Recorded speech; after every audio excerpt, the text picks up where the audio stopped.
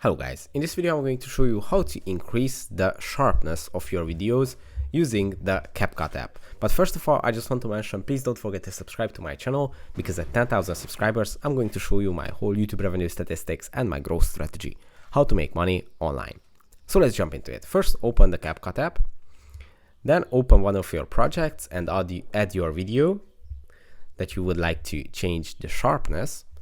You have to go to the adjust tool, which is on the right side of the screen, and here at the adjust settings you just have to tap on the sharpen icon, which is the fifth from the left side, and by sliding this little slider to the right you can change the brightness of your video.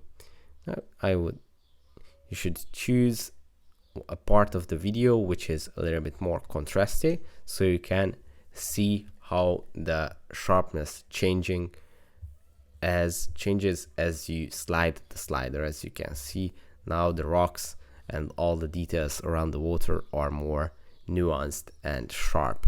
So that's pretty much it for this video. I hope it was helpful for you. If it was, please consider subscribing, and see you in the next one. Bye bye.